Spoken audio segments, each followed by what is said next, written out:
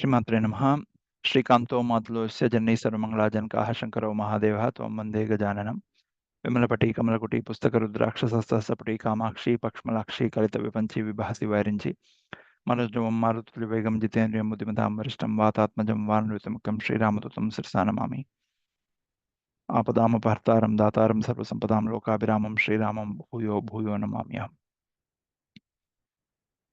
गुरुवे सर्वलोकानां विश्वे भवरोगिणां निधये सर्वविद्यानां श्रीदक्षिणामूर्तये नमः। ज्ञानानन्दमयं देवं निर्मलस्फटिकाकृतिमाधारं सर्वविद्यानां हैग्रीवमुपास्महे। शिवशक्त्या युक्तो यदि भवति शक्तिप्रवृत्तं न चेदेवं देवो न खलु कुशलः स्पन्दितुमपि अतस्त्वामाराध्यं हरिहरविरिञ्चादिभिरपि प्रणन्तुं स्तोतुं वा कदमकृतपुण्यः प्रभवति।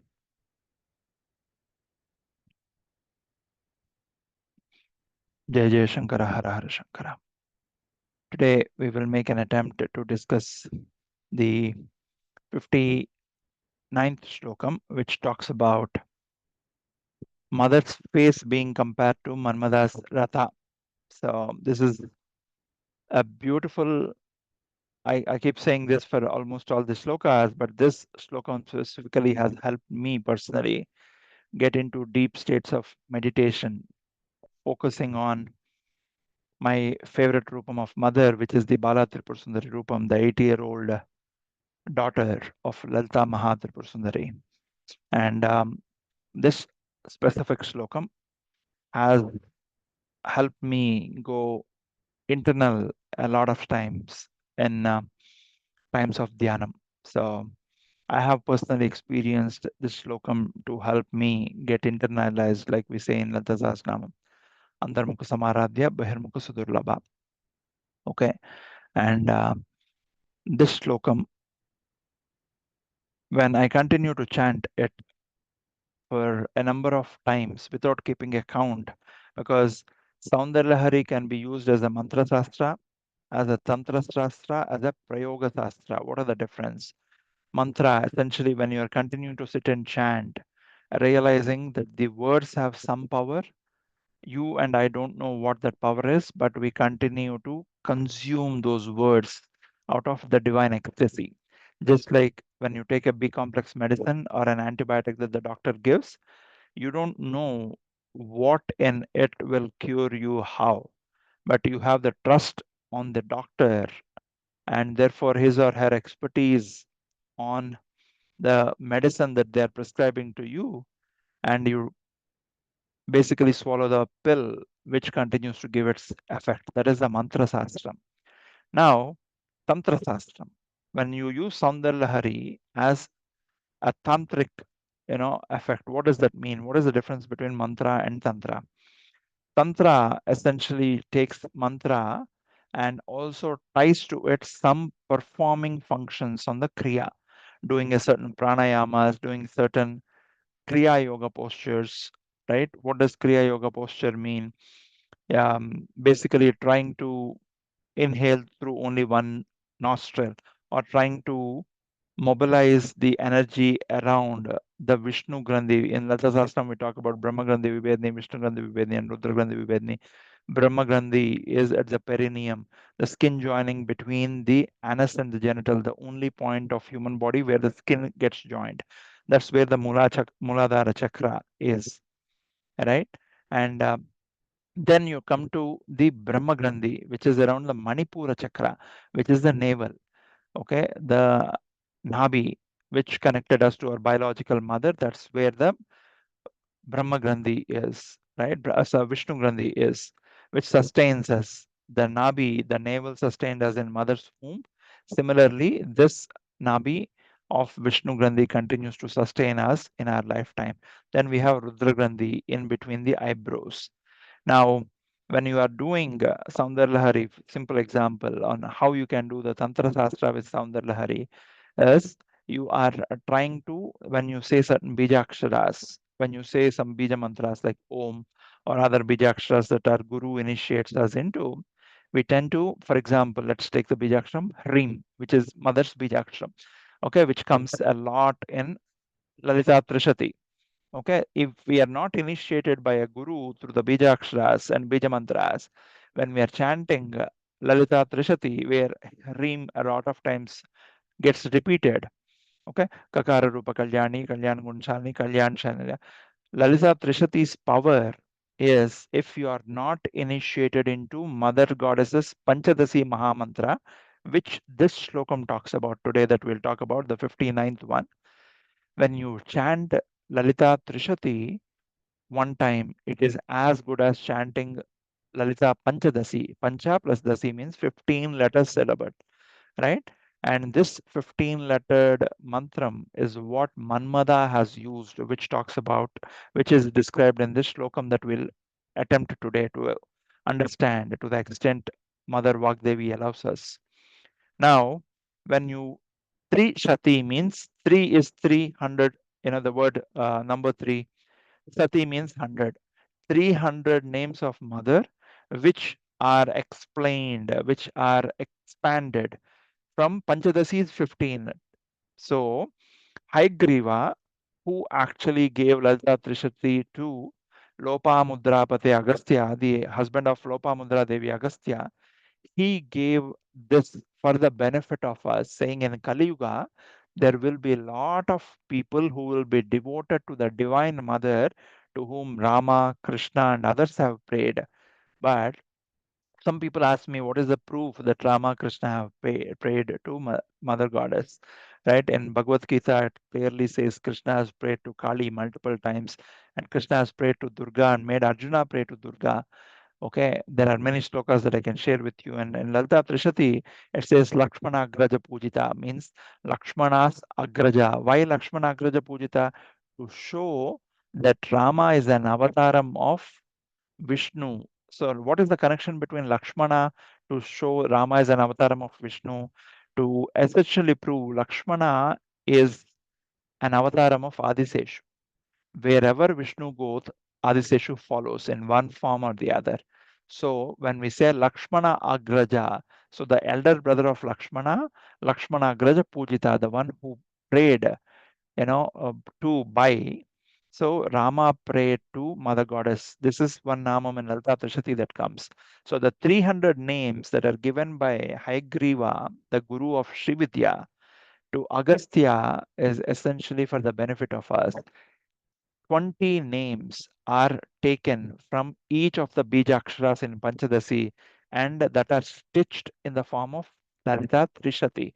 So when you and I chant Lalita Trishati, we are chanting the Panchadasi Mahamantra. Okay. And the Panchadasi, there are multiple Panchadasis. The Panchadasis that we have access to, mostly we have access to multiple Panchadasis, even now depending on the Guru Sampradaya. The Panchadasi that majority of the devotees are initiated into is called Khadi Vidya. For example, the Panchadasi that I'm initiated into is called Khadi Vidya. It starts with Kha, which Manmada prayed to Mother using this 15 Bijaksharas that are defined as Mula Mantratmika, Mula Kuta Trayakale Bala. In Lantasastamam, we get a name saying, Mother, this Panchadasi Mahamantram is essentially your mantra form of your body. When I'm saying the first 5 Bijaksharas, that is your face. When I'm saying the next 6 Bijaksharas, that is your Kanta, Kantada Paryanta, Kantada Paryanta, Kati Madhya, Muladhara Eknalya, Brahmagandha, you've been going into different forms of Lalita, but I'll get back, right? So, Kanta Adha Paryanta, that is the Madhya Bhagam of the Panchadasi, which is the 6 Bijaksharas until the thigh joint of Mother. From thigh joint to her nails of the feet. How is Mother sitting with her left leg closed and the right leg is resting? And on that right leg, you see the 4 Bijaksharas are listed. So 5 in the face of Mother. So when a devotee initiated into Panchadasi is chanting, for example, I'm initiated into Panchadasi, I'm chanting the first Bijaksharas 5. I'm seeing those Bijaksharas going down as I'm saying Mother's face is being explained those by 5 Bijaksharas. Then the six Bijaksharas that come talk about the neck joint to the thigh joint of Mother that are going down. Then the 4 Bijaksharas that talk about, they talk about the legs of Mother. Okay. This is the mantra form being translated into tantra form. Why did I even attempt to say this? How do we do the Soundar Lahari using tantra form, this specific slokam? So in Trishati, when you are doing a Hrimkaram, which is one of the Durga Bijas of mother, and when you keep saying that you're sitting straight as much as possible without resting your back, therefore it doesn't curve, you close your eyes gently, try to bring your internal focus either to the in between eyebrows or the tip of the nose, depending on wherever you're comfortable.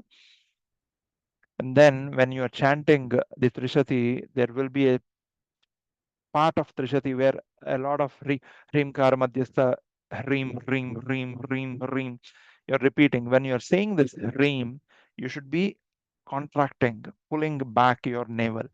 Hrim, Hrim, Hrim, Hrim. I'm saying it out, but when you are chanting a mantra, it is 108 times more effective when you chant it inward and the sound does not come out, right? Para Pashanti Madhyama Vaikari. Now, when you are saying, I'm not saying dream out, but imagine you are saying dream, dream, dream. Though the sound does not come out, the navel is being pulled. This is the tantric form of chanting a mantra or a slokam that essentially starts making the physical, physiological, and psychological changes in and around us. That is how Soundar Lahari and Sundarakanda actually transform the one individual who is chanting it.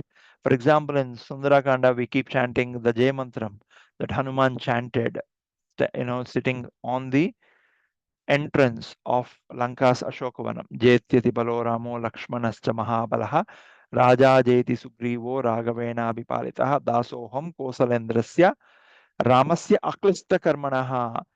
When you initially chant, you chant ramasya aklista karmanaha.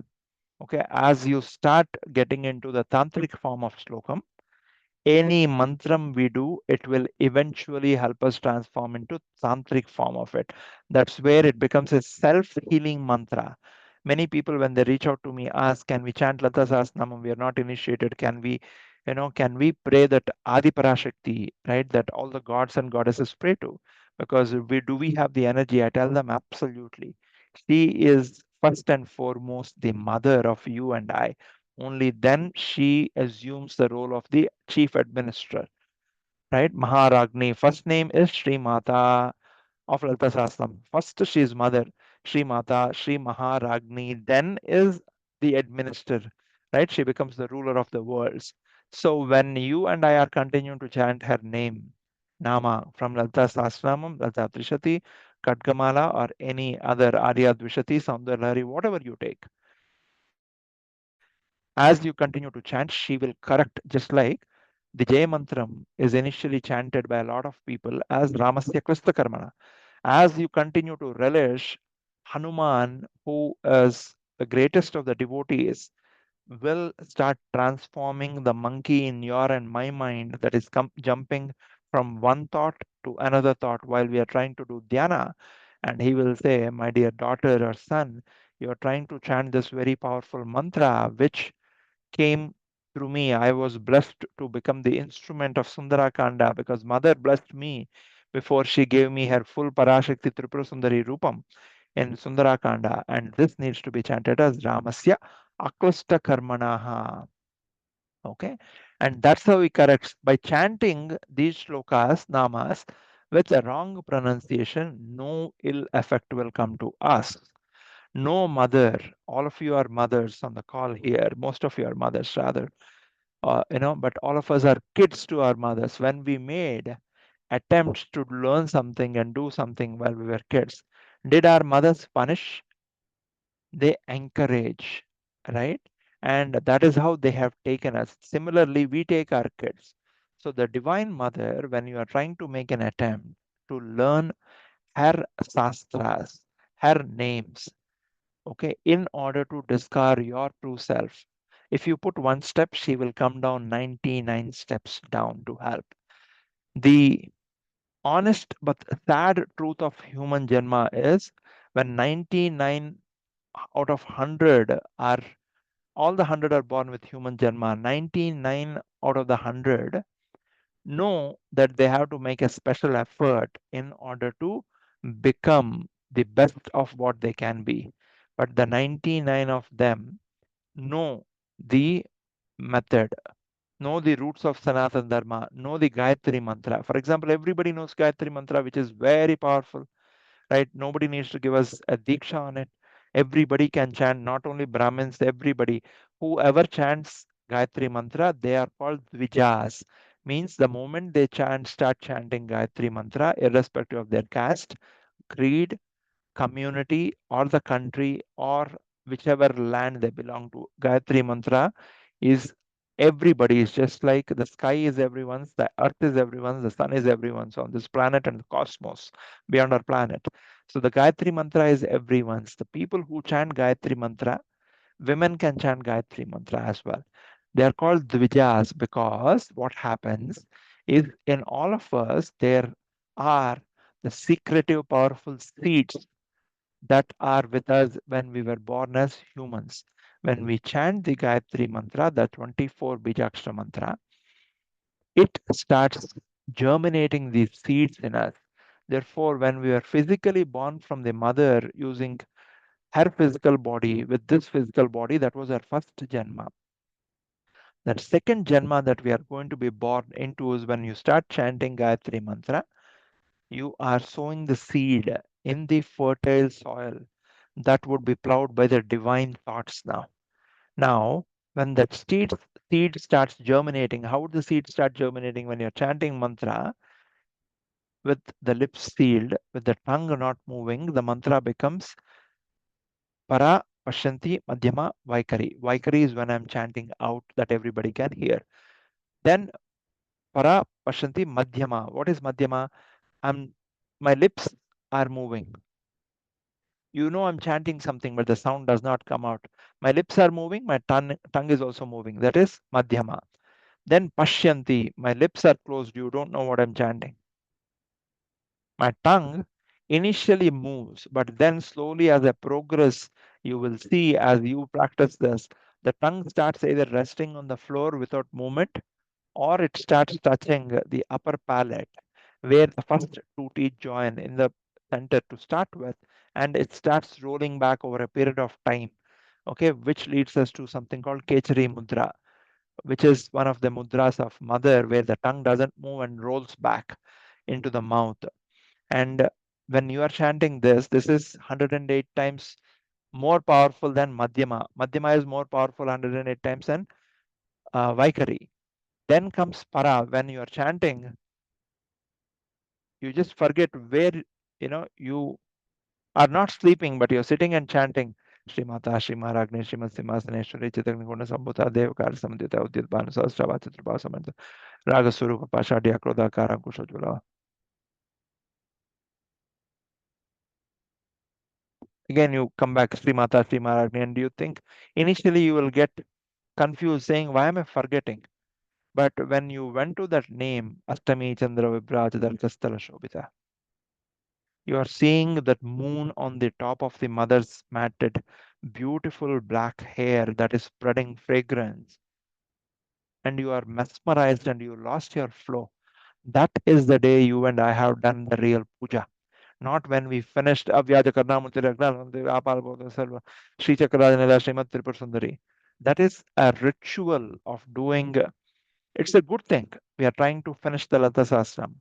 But that day it is more transactional. You haven't really relished the namas of mother. Okay. Kantada Katiparenta Madhyakuta Swarupani. What is there between mother's neck to the thighs? Mother's breast that nourishes the whole cosmos. If you and I are being nourished by food, annam, that is coming from mother as it goes down, her Nabi, which is very slender, has given birth to all the cosmos. As it goes down, the Kamakya Pita, the Yoni Pitam of mother from which everything has come.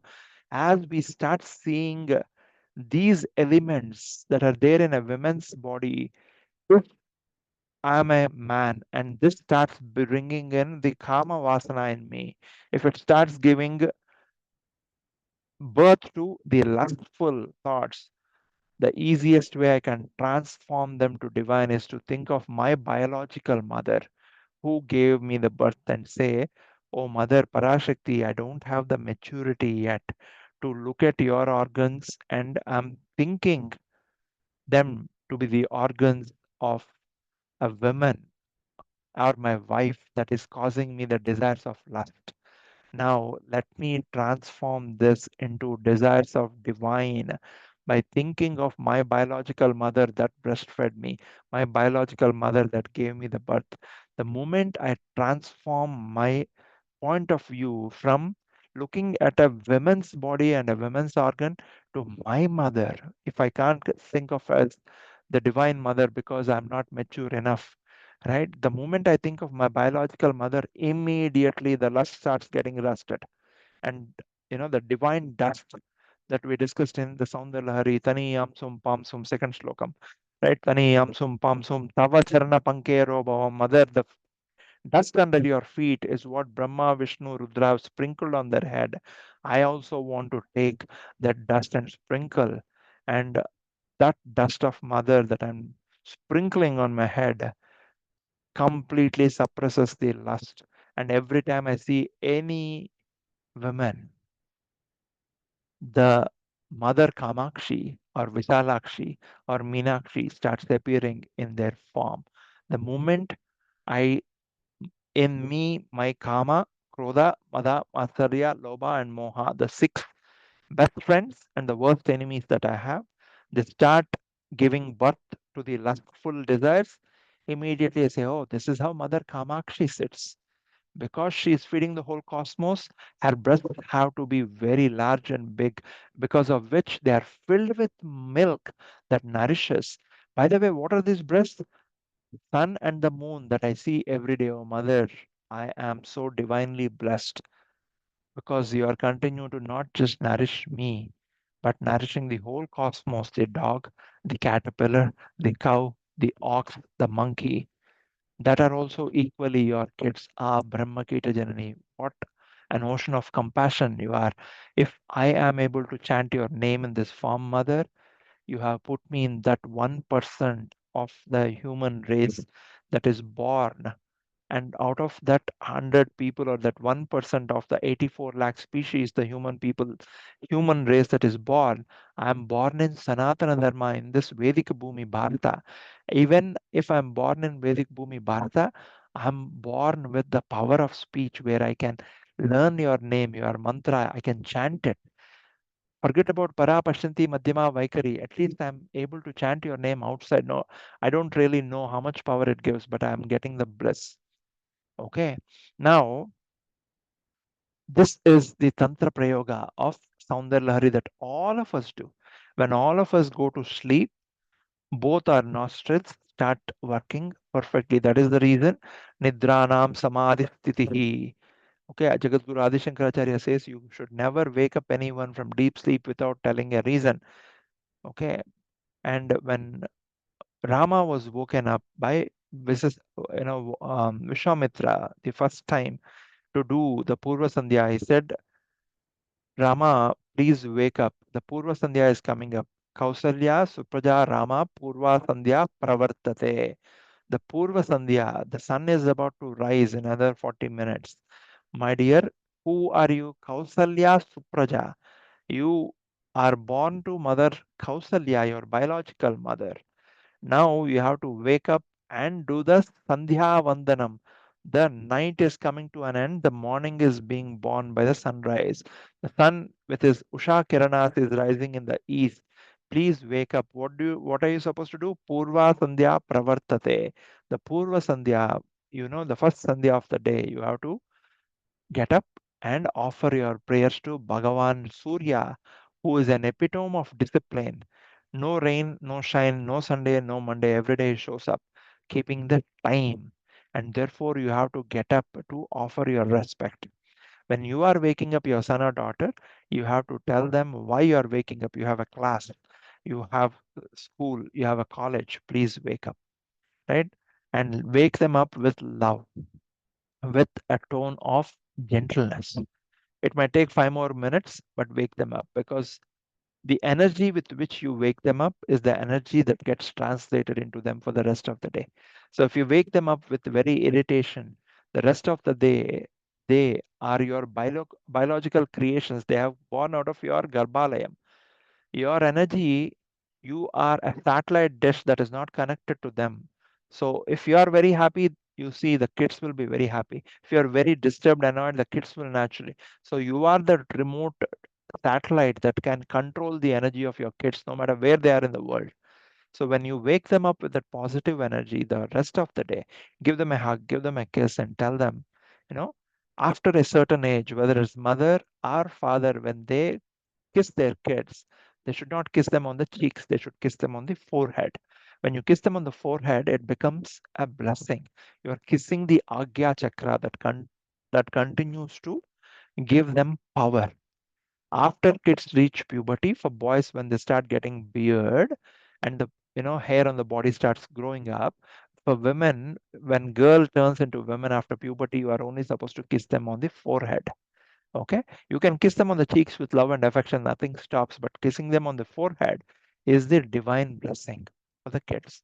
Okay, now this is a brief attempt at the preset of the slokam, the 59th one that we are going to talk about, which basically says Manmada, who following the order of Indra went and shot the floral arrows at the yogi Shiva to generate lustful desires in the yogi Shiva on Kumari Parvati, who is serving yogi Shiva. And unless they both marry and unite, they will not beget a kid. Unless that kid comes, Tarakasura Vada will not happen. Right? And therefore, the god of kings, Indra, asked Manmada, and Manmada said, Manmada is the son of Vishnu and Lakshmi. Therefore, is very, very beautiful. So he said it's not the right thing, but he does not have the power to say no to his king, the god of kings Indra. So he went home and told Rati Devi, his wife, that I'm not going to come back. I'm going on a mission impossible where your husband's body will never come back again. Right? But you and I have been the devotees of Mother Goddess Kamakshi. So you continue to sit here and pray her with the Panchadasi mantram that I was initiated into, and husband by default becomes the guru of the wife, and father becomes the guru of the kids. That's the reason father does the Gayatri Mantra Diksha for the kid when the Upanayana Samskaram is being performed. So husband by default can give the mantra to the wife because husband sits in the guru portion. So he gave the Panchadasi mantram to his wife Rati Devi and said, continue to chant no matter what feelings you get in your mind. And I'm going to shoot the floral arrows at Shiva. I'm never going to come back because I know today is my end. I can clearly see. He goes and shoots the floral arrows on Shiva, and Shiva opens the third eye Jnananetram and burns down Manmada. Because Manmada has been burned down and that ashes fell there, Brahma, who was going there, walking on that path along with his Brahma Kamandalam, saw this pile of ashes that fell there and took the jalam from the Kamandalam and poured on it. And immediately a boy, beautifully, divinely attractive boy, came out of those ashes. And Brahma named him Banda Banda, okay, saying, you are born from the ashes and you are looking like a Brahmanda's anda, Bhanda, Brahmanda in a short form, Bhanda Bhanda. And this Bandasura was born from the ashes of Manmada. Okay, Shiva burned down the ashes. Brahma gave birth to these ashes in Bhanda. This Bhanda did a Ghora Tapasya and asked a Varam that if I go the whole world, like Wali asked, what did Wali ask? Wali said, whoever comes to fight with me, 50% of their energy should come to me. Therefore, I will naturally win. What did this Bandasura ask? The reproductive power in the whole cosmos, okay, the rasas, The Shukra and Shonas, semen and the egg that are produced in men and women respectively, they should become absolutely, the fertility in these energy, these fluids should be gone. And you see in Kali Yuga, how many fertility centers are coming up? That is because of the Kali Purusha fighting very prominently with the help of Bandasura. Okay. And the fertility in the cosmos has been reduced. When rasam is taken out from the man and women, they are filled with what we call ni rasam, or weakness. Okay. Why? Because the seminal fluids that produce the next generation, of offspring, also become the strength giving energy fluids for us. Okay, therefore, when rasam was taken out by Bandasura, the whole cosmos came almost to a standstill with Nirasam. And then the Lalita Sahasranamam has been given, and how Bandasura has been killed by mother, that we'll discuss. But Bandasura is no other than Manmada's burned down ashes. But now let's ask a simple question. How is this Manmada being burned down to ashes and being born as Bandasura connected to you and I? You might have seen, I have not seen with my physical eyes this whole screenplay that I talked about, right? I have seen in my mental plane. Maybe I imagined when my gurus have said, I don't know, I can't confirm, right? Maybe it's my figmentation, or, the imaginations, creativity that is creating this picture in my mind. But the way it is applicable to you and I is, this is not the first janma I'm taking. I have taken many, many janmas. Okay. And today I'm in this body called being Prasanna. Before, I probably was a monkey, a pig, a snake, a donkey, a horse, a cow, before I became a human. And this soul went through many bodies. It had many husbands, many wives, many kids, which are all connected to the body. Once my longevity in those bodies has been done, either I was offered into water, my dead body was thrown into water where it decomposed, my dead body was thrown into earth where it decomposed and became soil, or I was burned down into ashes. So that body, with whatever name I existed, this soul came in before, was burned down. Then I'm again born to different parents with a different name, different, body. And so this Bandasura is none other than you and I, who are being rotated through different janmas, different bodies. Brahma is taking those ashes that have been burned down and saying, based on your karma, my dear son, daughter, or you with no gender, be born to ensure the karma continues. So that Bandasura is you and I. Okay. And we are all born with good intent, good desires. So we are all born very vibrant. You see any infant kid, they'll have the divine tejas in them. As we start growing up, we start befriending bad friends. Who are those bad friends? Not external friends. We start befriending our kama, krodha, mada, matsarya, lobha, moha. Kama is desires, krodha is anger, lobha is greed, moha is infatuation, mada is arrogance. Then matsarya is jealousy or comparison. Okay. For a man and women, the most difficult ones to come out of, for man, kama is very difficult to come out of. For women, matsarya or dvesha is very difficult to come out of. Okay, you see, the moment you are able to come out of matsarya or dvesha, for a woman, for a man, coming out of lust, the bodily desires, is very, very difficult. If that transformation happens, you are able to contain it. Nobody can eliminate them. Okay, these are natural instincts that are there in us.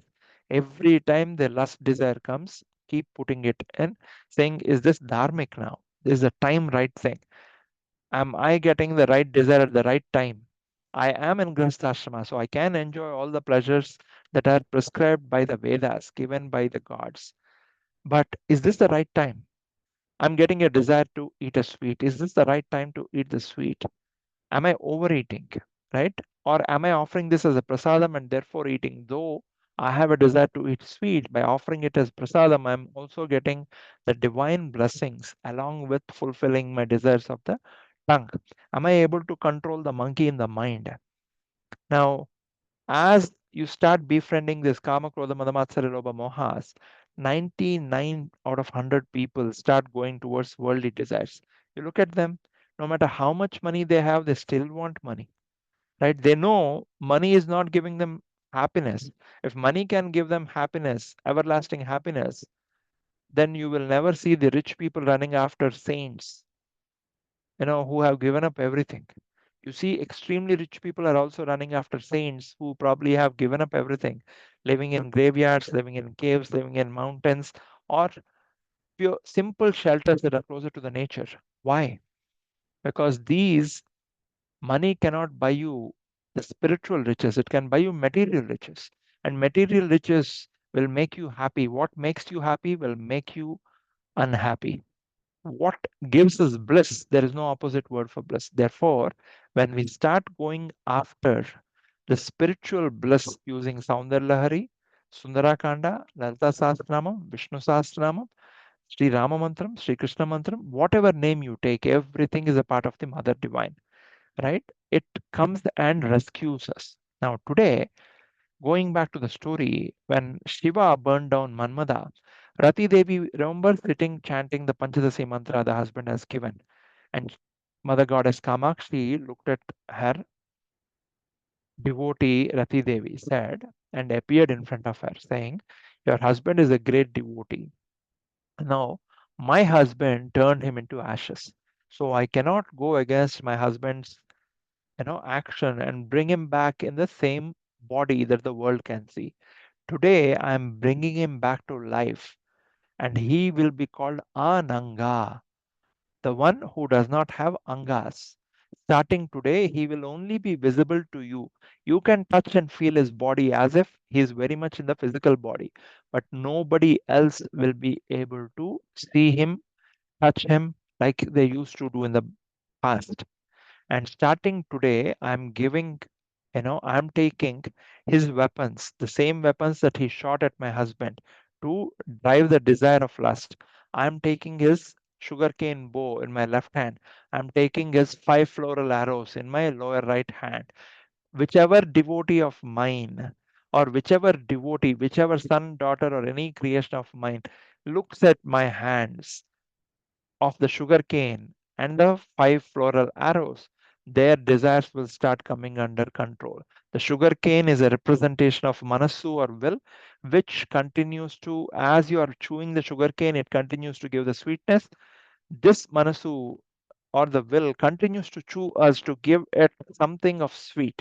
The moment you look at the sugar cane in my hand, you will start seeking the divine sweetness.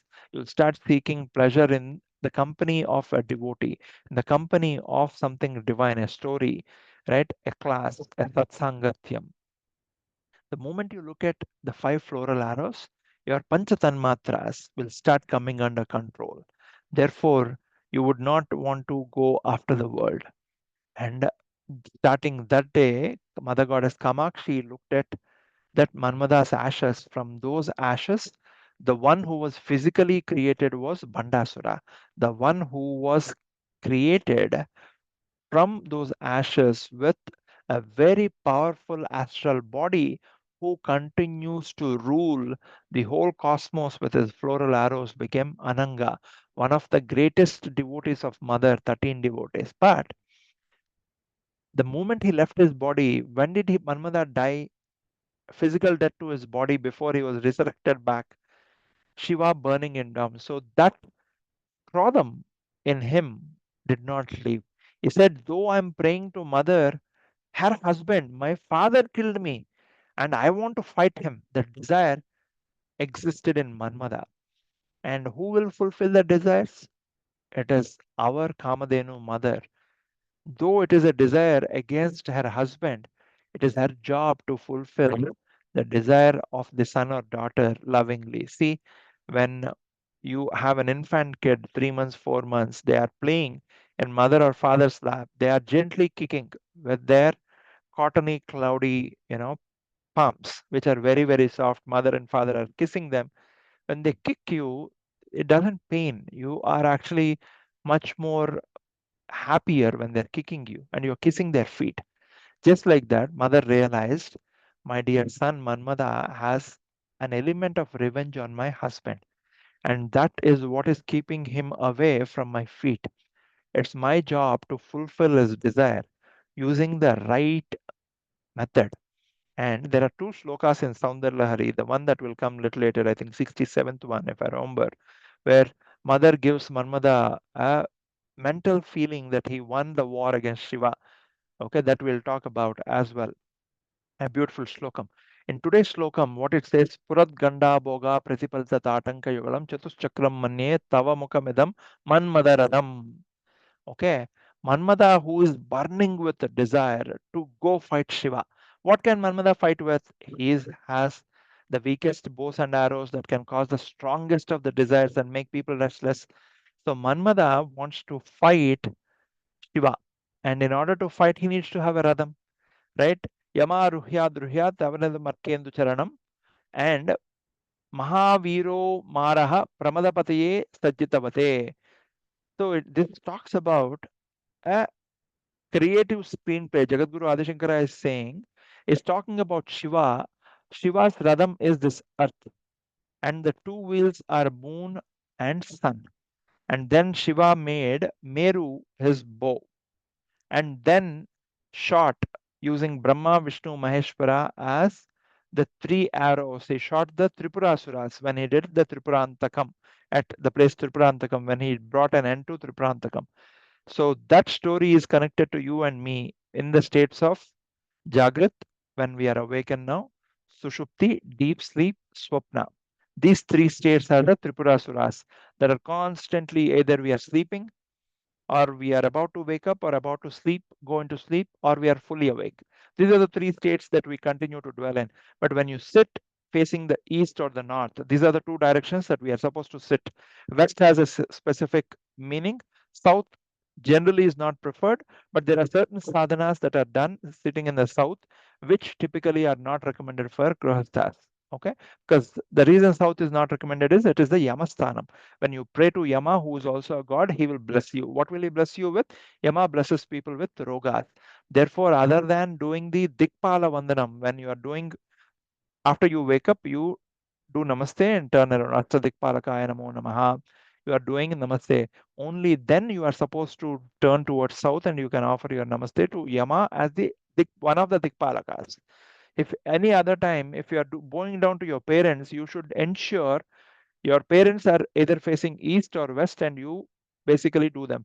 You should not, they should not be facing north. Therefore, you should not be bowing down towards south and touching their feet.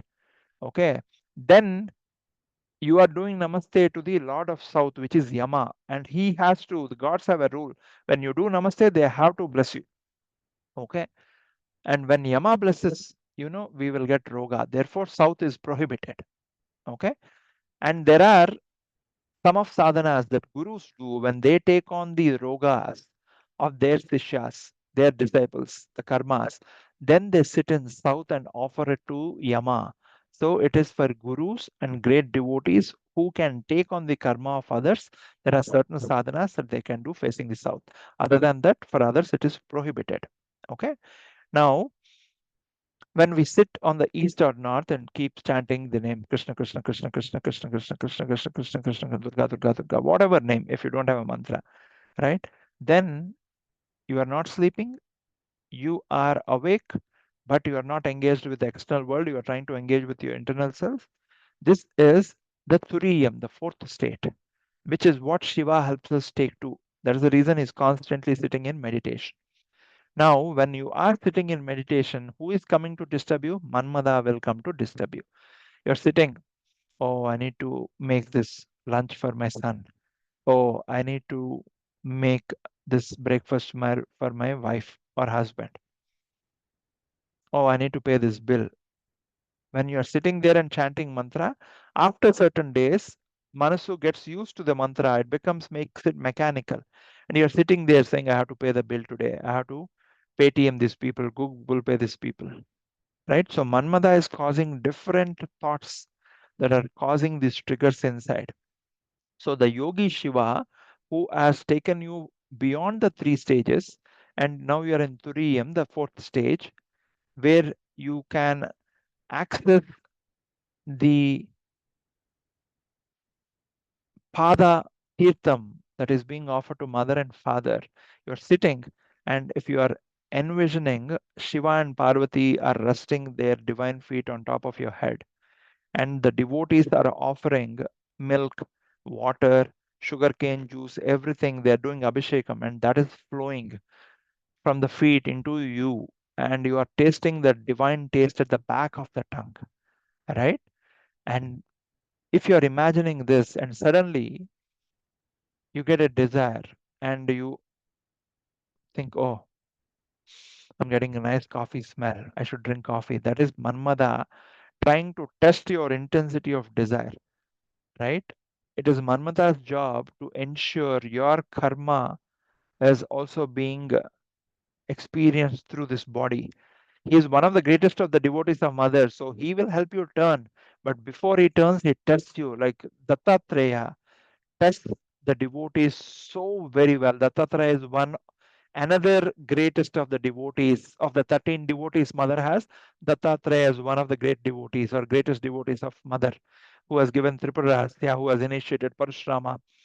Manmada is no different. All these 13 gurus from Agastya, Manmada, Chandra, Lopamudra Devi, right? All Manu, Manmada, all these people, they test their devotees to ensure their worldly attachments are getting reduced before they turn towards Mother. Once you turn towards Mother, the reason they test is you can take milk, okay? You can set it with a drop of curd. Once it becomes curd, there's no going back to milk. Once you make the milk into ghee, there is no going back. So once they start your transformation towards mother's feet in order to realize her true tattvam of the Parashakti Rupam, there is no going back. Okay, therefore they prepare you. So they're helping you by these distractions where you are able to get Naiti, not this distraction. Oh, Manmada, you are giving this coffee for which I have a weakness. Please help me get over that weakness. That's what you should ask. I have no strength to get over this weakness for coffee, for tea, for something else. You should help me get over it. How do I get over it? Please guide. You are one of the greatest devotees of Mother. So please guide me. And he will help you. He'll make it his job and responsibility. Saying, here is a devotee who is invoking the Guru Tattvam in me and asking me for help. Okay. So when you are sitting and meditating these desires that are coming, that is what Jagadguru says in the Slokam, the 59th one. He says, Purad Ganda. Now, Manmada is coming to war with Shiva. How is he coming? Shiva has a chariot. Manmada also needs to have a chariot. Shiva, did he lose to anyone?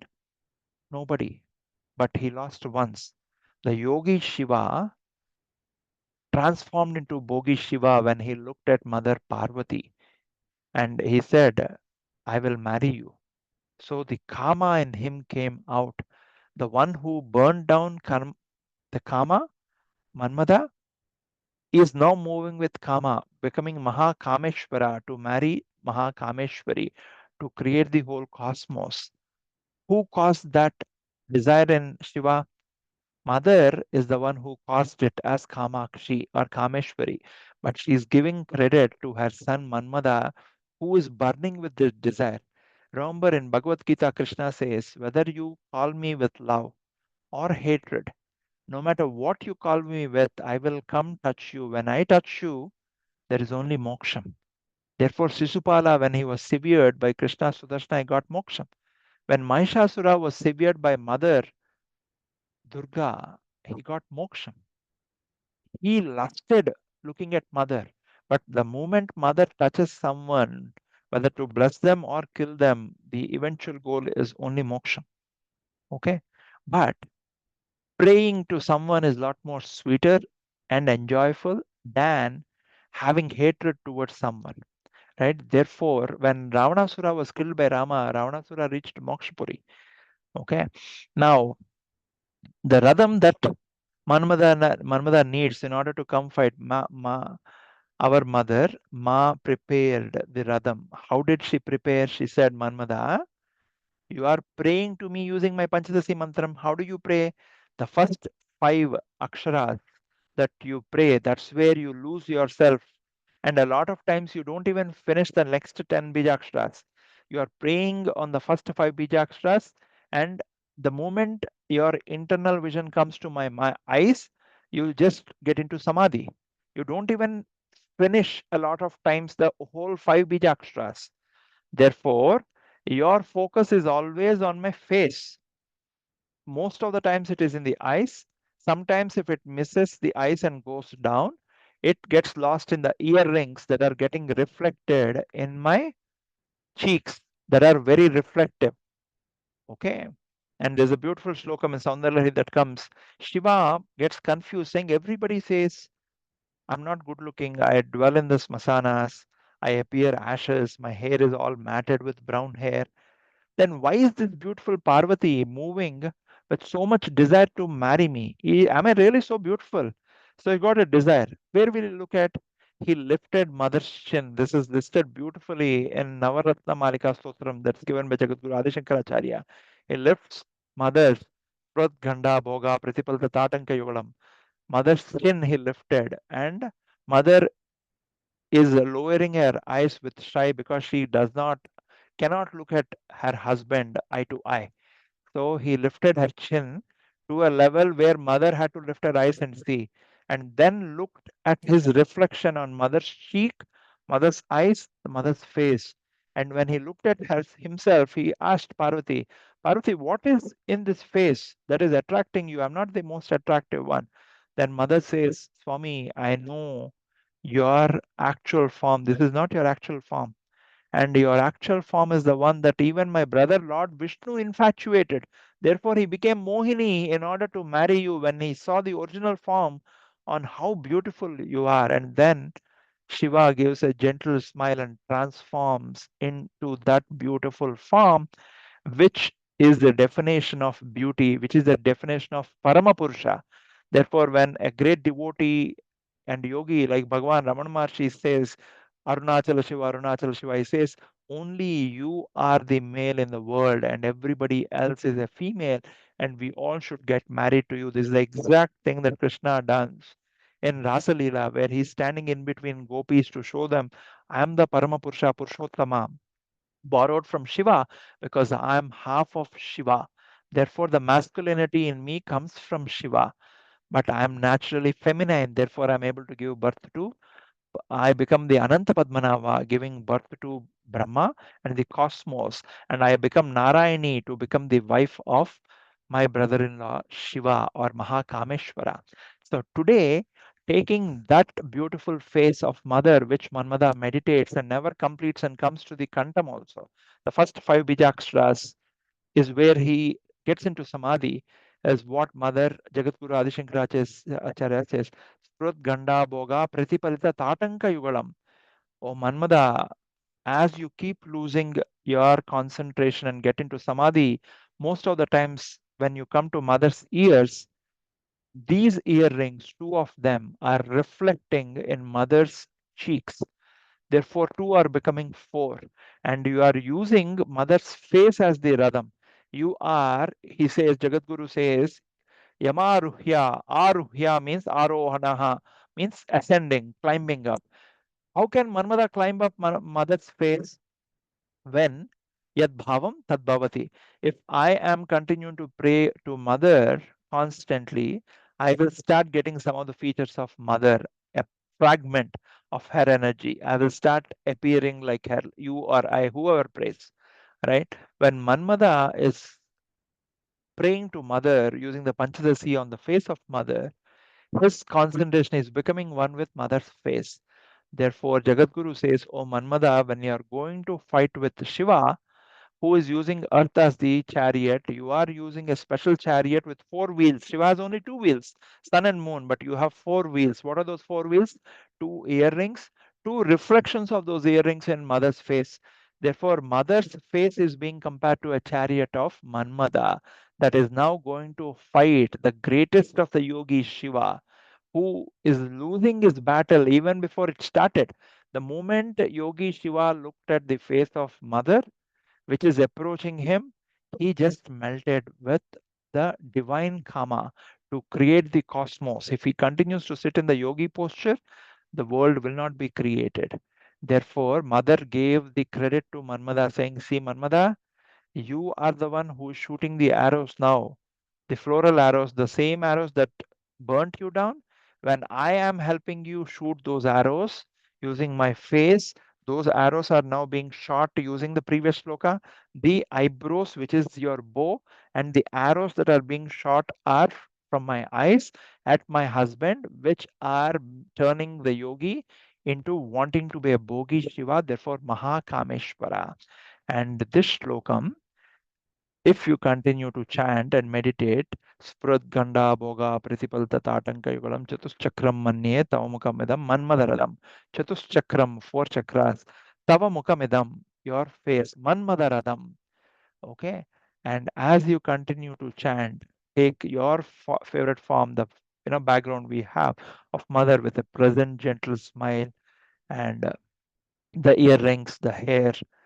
And if you continue to focus on the mother's face, you will get mother, you will get father, you will get Manmada's permission to go ahead with the Panchadasi mantram. So you will start relishing the Trishati mantram, the Trishati stotram, the 300 names. First 100 are mother, second 100 are fathers, the last 100 are the Ardhanarishwara, Kameshwara, Kameshwari, Kameshwara, Kameshwari. You will keep getting those names in the Trishati. When you start chanting Trishati, it's as good as chanting the Panchadasi Maha Mantram.